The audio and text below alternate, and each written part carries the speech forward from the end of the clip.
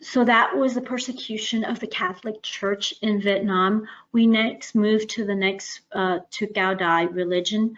We like to introduce subdignitary Hứa Phi. He dedicated his life to Cao Đài religion since he was 12.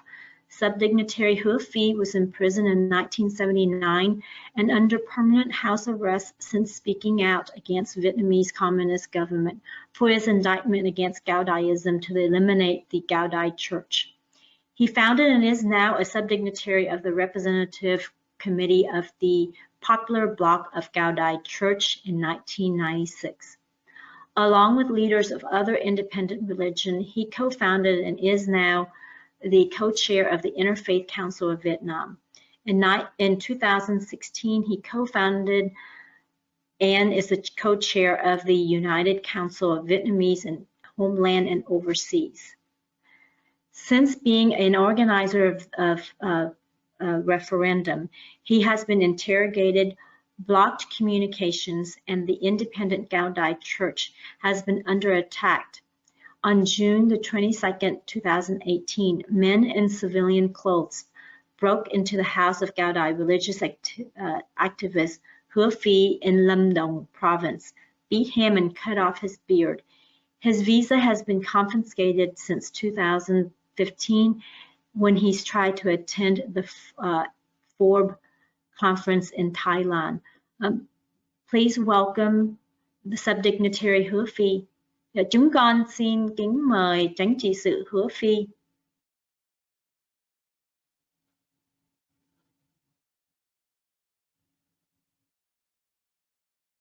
Kính thưa quý vị, gần đây ngày 18 tháng 6 2020, nhà cầm quyền tỉnh Phú Yên phối hợp với Cao Đài quốc danh đến chiếm thánh thất Hiếu Xương thuộc tộc đạo Tiêu Hòa tỉnh Phú Yên, do chánh đế sự Cao Minh xử lý thường vụ thánh thất. Do được nhiều tỉnh khác đến giúp đỡ nên họ không chiếm được, họ quay sang đàn áp.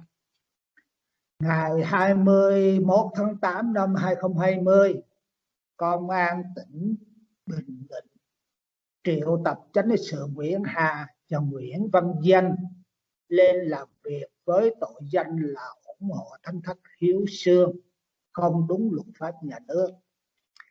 Ngày 22 tháng 8 năm 2020, Công an huyện Quảng La, tỉnh Phú Yên triệu tập chánh trị sự Quỳnh Thị Kim Xuyến và một số đồng đạo nơi thánh thất Quảng La lên làm việc.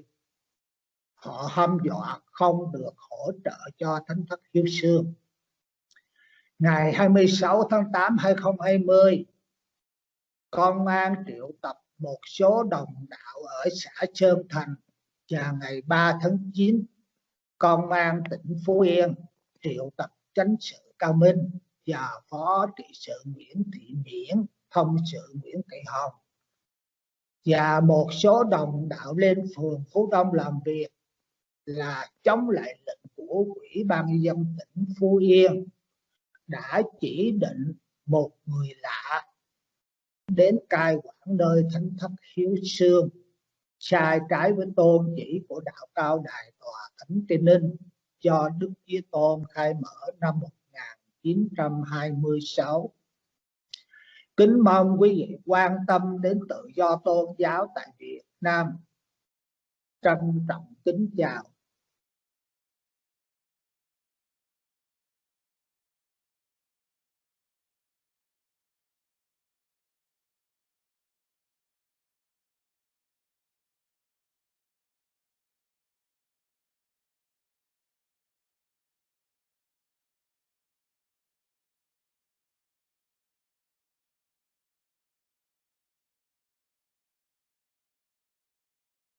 Next, we have Mr. Lê Văn Sóc. He is the Vice President of the Central Leadership Committee of the Traditional Hòa Hảo Buddhist Church, co-chair of the Interfaith Council of Vietnam. Please welcome Mr. Lê Văn Sóc. Dạ, chúng con xin kính mời huynh đạo Lê Văn Sóc.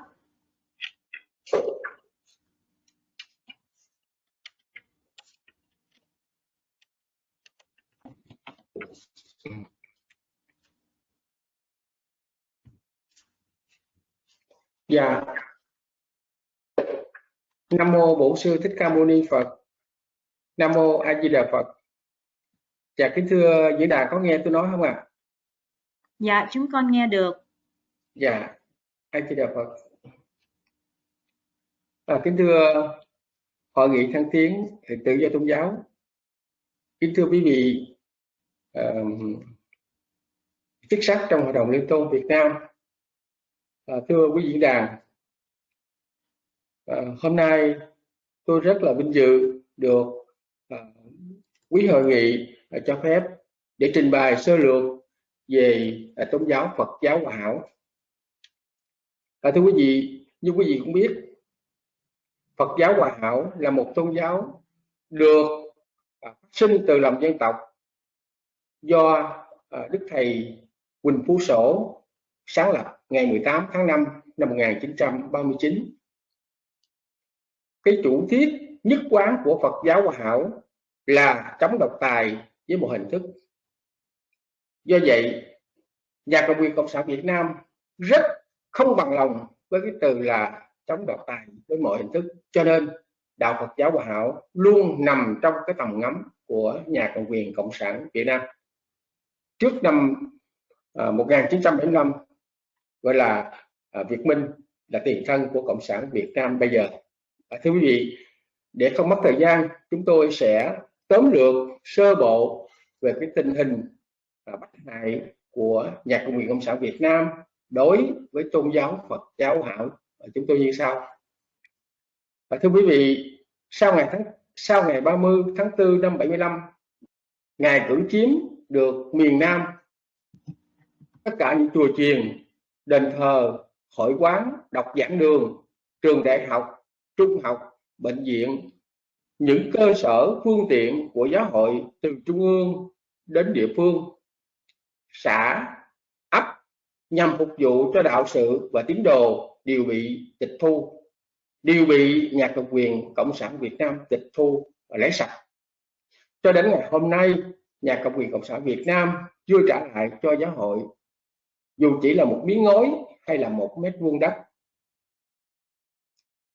Toàn bộ tài sản của giáo hội Phật giáo Hòa Hảo bị chiếm đoạt gồm 28 tu viện, chùa, trung tâm phổ giáo, 468 đọc giảng đường, 452 hội quán, 2.878 văn phòng ban trị sự trung ương, tỉnh, quận, xã và ấp.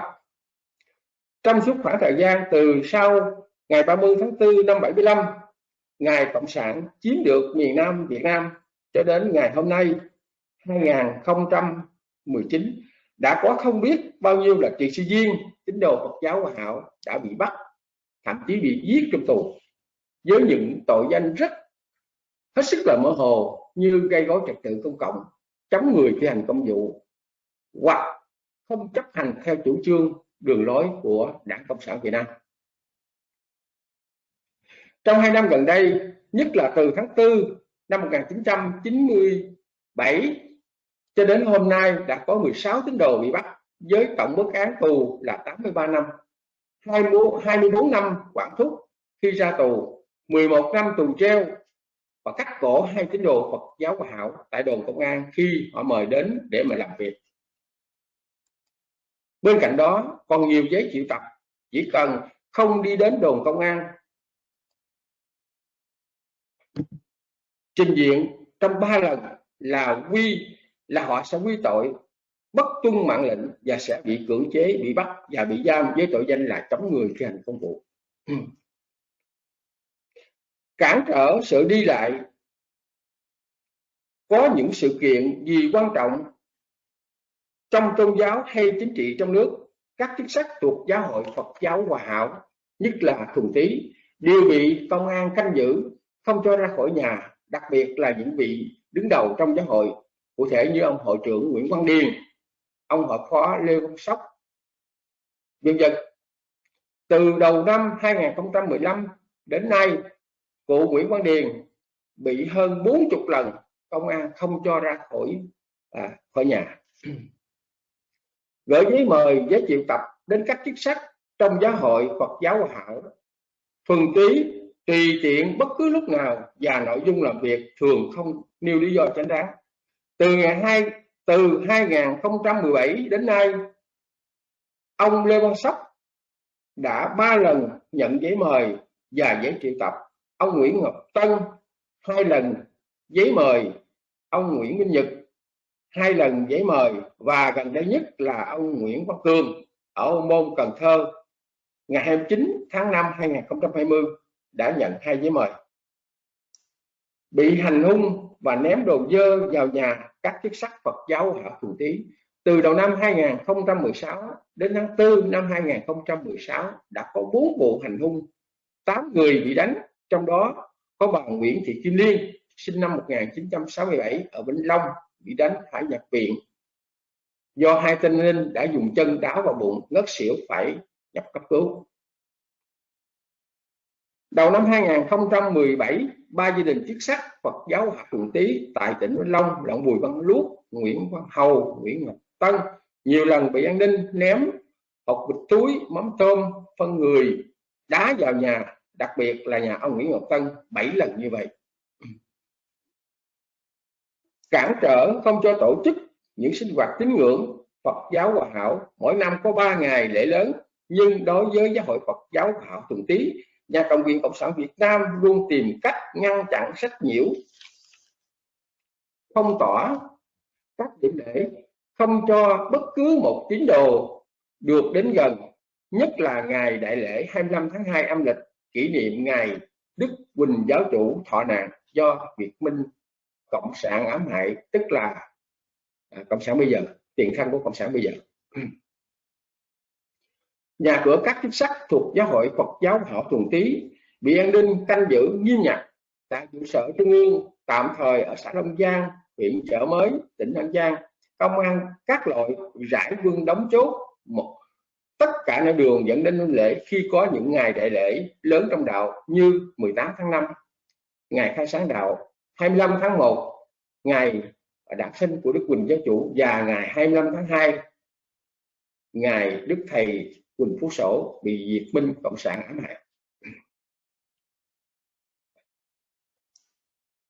Danh sách tín đồ hiện còn bị giam giữ.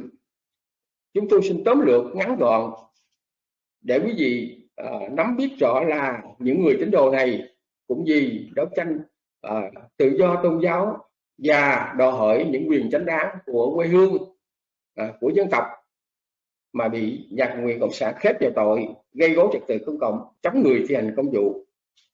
Một là ông Vương Văn Thả, sinh năm 1969 tại Phú, An Giang, bị bắt ngày 18 tháng 5 2017 với bản án là 12 năm tù, 3 năm quản thúc, tội danh chống nhà nước và phá rối trật tự công cộng. 2. Ông Dương Văn Thuận, sinh năm 1990, bắt ngày 18 tháng 5 năm 2017 với bản án là 7 năm tù và 3 năm quản chế. Ông Nguyễn Quang Nhật, sinh năm 1985, bắt ngày 18 tháng 5 2017 với bản án là 7 năm tù, 3 năm quản chế. Ông Nguyễn Hoàng Nam, sinh năm 1982, bắt ngày 27 tháng 6 2017 với bản án 4 năm tù. Ông Bùi Văn Thâm, sinh năm 1986, bị bắt ngày 26 tháng 6 năm 2017 với bản án 6 năm tù. Ông Bùi Văn Trung, sinh năm 1964, bị bắt ngày 26 tháng 6 2017 với bản án là 6 năm tù. Ông Nguyễn Tấn An, sinh năm 1992, bị bắt ngày 29 tháng 4 2017 với bản án là 5 năm tù và 2 năm quản chế. Ông Lê Hồng Hạnh, sinh năm 1979, bị bắt ngày 13 tháng 11 2017 với bản án là 3 năm tù và 2 năm quản chế. Cô Lê Thị Hiền bị bắt ngày 26 tháng 4 2017 với bản án là 2 năm và cho hưởng án treo. Bùi Thị Bích Tuyền bị bắt ngày 26 tháng 4 2017 với bản án là 3 năm tù, 2 năm quản chế. ông bà Huỳnh Thị Kim Nguyên sinh năm 1979 bị bắt ngày 26 tháng 4 2017 với bản án là 4 năm tù, 2 năm quản chế. Nguyễn Ngọc Quý sinh năm 1992 bị bắt ngày 26 tháng 4 2017 với bản án là 4 năm tù, 2 năm quản chế. Ông Phạm Văn Trọn sinh năm 1994 bị bắt ngày 26 tháng 4 2017 với bản án là 3 năm tù, 2 năm quản chế. Và Nguyễn Thanh Bình sinh năm 1994 bị bắt ngày 26 tháng 4 2017 với bản án là 3 năm tù, 2 năm quản chế. Kính thưa hội nghị, thưa quý vị, như quý vị cũng thấy đó, chúng tôi là những người tín đồ Phật giáo Hòa Hảo, là những người chân truyền của đạo Phật giáo Hòa Hảo, sống hiền lành ở một cái quê hương ở miền sông nước. Chúng tôi không có tham dự vào chính trị, chúng tôi cũng không làm những điều sát sược đối với quê hương, đối với dân tộc, để mà bị nhà cầm quyền Cộng sản Việt Nam bắt bớ và tù tội. Hiện tại còn 16 người đang nằm trong tù. Vì vậy chúng tôi nên nêu lên đây để mong nhờ quý vị vì yêu tự do tôn giáo trên toàn thế giới cũng như đất nước Hoa Kỳ hãy nghĩ và giúp đỡ cho những tất cả các tôn giáo trên đất nước Việt Nam đang bị bạch hại, nói chung và nói riêng là Phật giáo Hòa Hảo chúng tôi được thoát ra khỏi cái ách gông xiềng kèm kẹp của chế độ hiện tại. Xin cảm ơn hội nghị. Nam mô Bổn Sư Thích Ca Mâu Ni Phật. Nam mô A Di Đà Phật. Xin kính chào. Yeah. Thank you, Mr. Lê Văn Sóc. Next, we have a highlighted testimonial about Pastor Nguyễn Trung Tôn. Could Dr. TRÄN help with this, please? Pastor Nguyễn Trung Tôn was born on September 2nd, 1971. He's a Protestant pastor. He's the member of Brotherhood for Democracy, and last known prison was in the Gia Trung prison in the Gia Lai province. Arrested on January 15, 2011 and sentenced in December 2011 to 2 years in prison and 2 years of house arrest on charges of anti-state propaganda under Article 88 of the Penal Code. He sustained injuries in February 2017 in a brutal attack from unknown thugs with special police equipments. Both of his knees were broken, and he suffered no vision out of the left eye.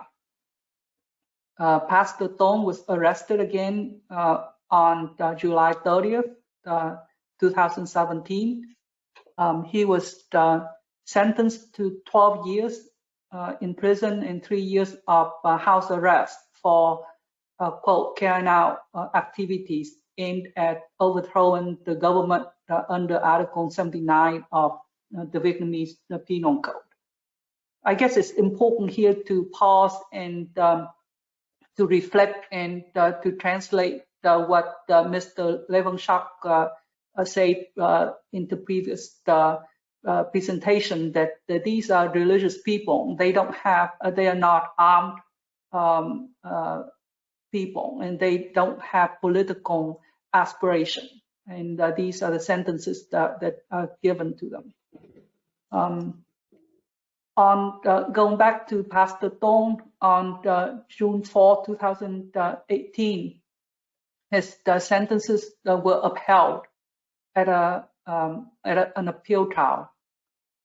In July of the same year, he was transferred to a detention center 1,000 kilometers from his home. This is a common tactic by the government or the authorities of Vietnam to isolate and to remove support and putting pressure on the prisoners, keeping them far away from home and preventing the family from being able to visit.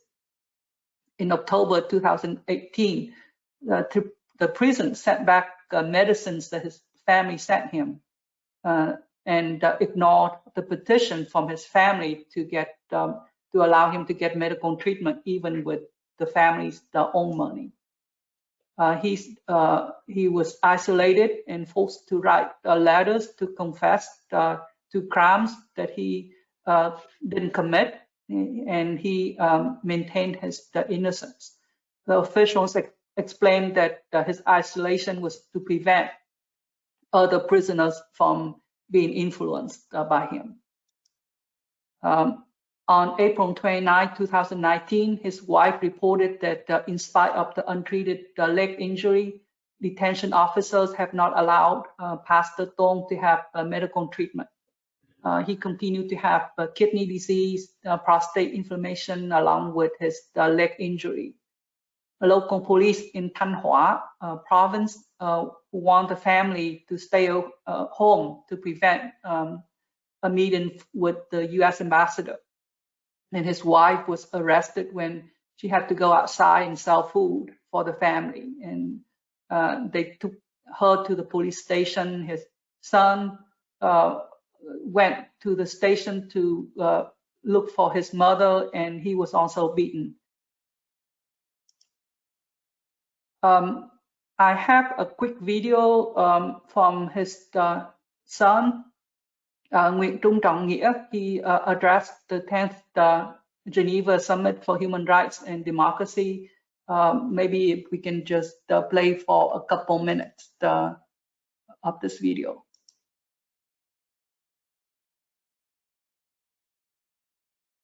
Ladies and gentlemen, thank you for giving me this opportunity to share my story with you.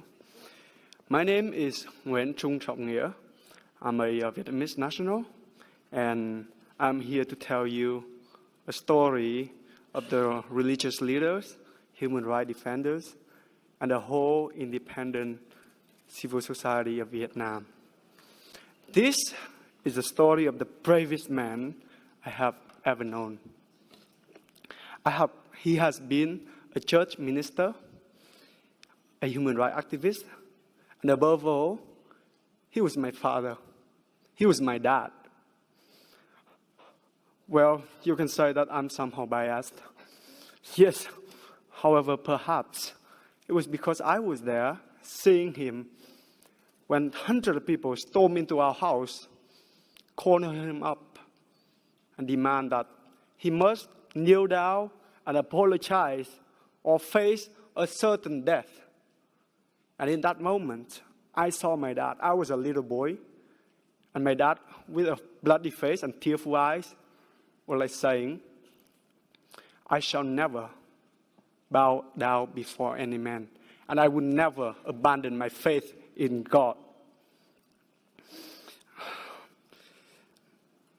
In 2006, when the church was under a tremendous amount of persecution with a lot of pressure of death threats, upon receiving an offer from the U.S. Embassy to seek asylum, my dad was thinking about it for a while, and then he answered, "I cannot forsake my church at this moment.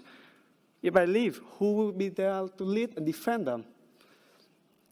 So earlier, in January 2011, my dad, Pastor Nguyễn Trung Tôn, was taken away from us and imprisoned for 2 years. The Vietnamese authorities charged him with propaganda against the state, while everything he ever did was to write articles questioning the communist form national history of the Vietnam War and raising his voice about the human rights violations of our government. During the dark time in prison, he was still able to deliver us the hope through his poems, sending to my mother as a love letter. He said, "The letter I write in the communist dictatorial prison, longing to see you in the light of democracy." Sorry about the volume. I will get back the Thank you, Dr. to the Tony. moderator. And we end the testimonial here. We wanted to commend the work of the United States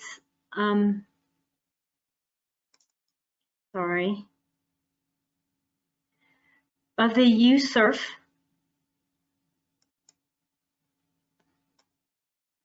for alerting the world about the ongoing, unrelenting persecution of religion and torture of believers in Vietnam, and the continued recommendation from the usurp that Vietnam be designated as a country of particular concern. If you have any concerns or recommendations, please feel free to give us a call. We do have a panelist here, Dr. Ming-Zu Chen from USURF. Would you like to give any comments or have a couple of minutes with our panels?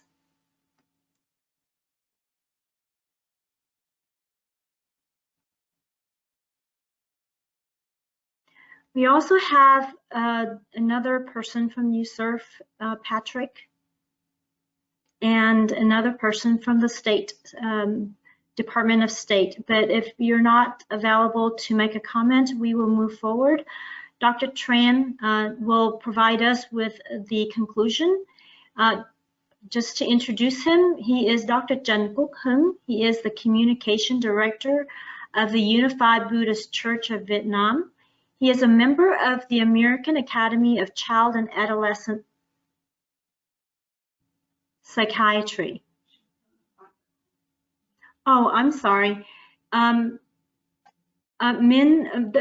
Chen, did you want to have a couple of words with us? Sorry, can you hear me? Yes. Oh, sorry. I think I was having technical issues.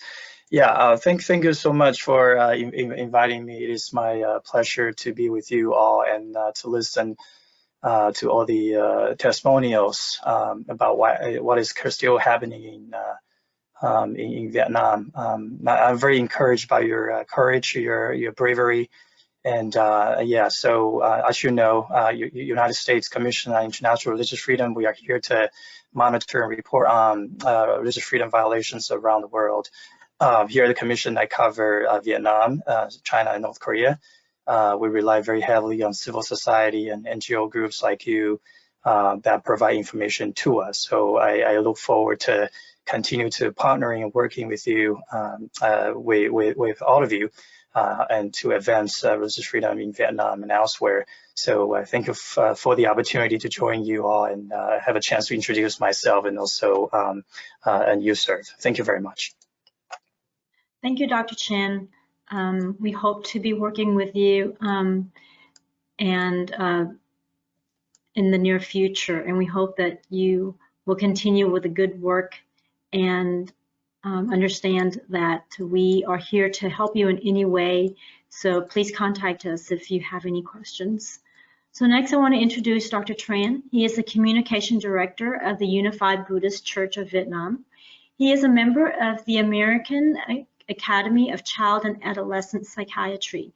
He's a recipient of the American Medical Association Leadership Award and several AMA's Physician Recognition Awards. Dr. Tran was a medical director for Magellan Health, a Fortune 500 company. He is a former faculty member of the University of Texas Southwestern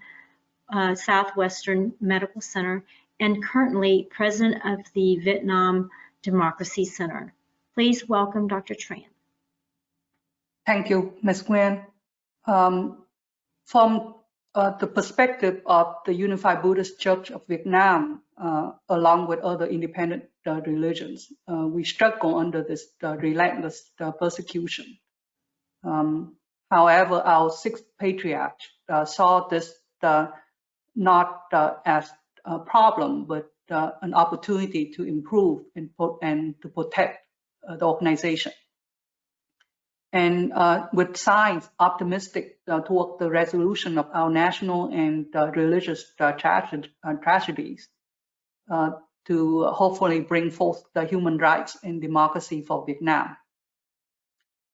Our religious freedom here in America is grounded in the First Amendment to the United States Constitution, which states that Congress shall make no law respecting an establishment of religion or prohibiting the exercise thereof. So when Vietnam passed the law on religion and belief in 2018, it was to control and limit religious freedom, not to guarantee religious freedom. The Vietnam authorities see freedom of religions and belief, or for that matter, on human rights, as something to be regulated and controlled in the interest of the state.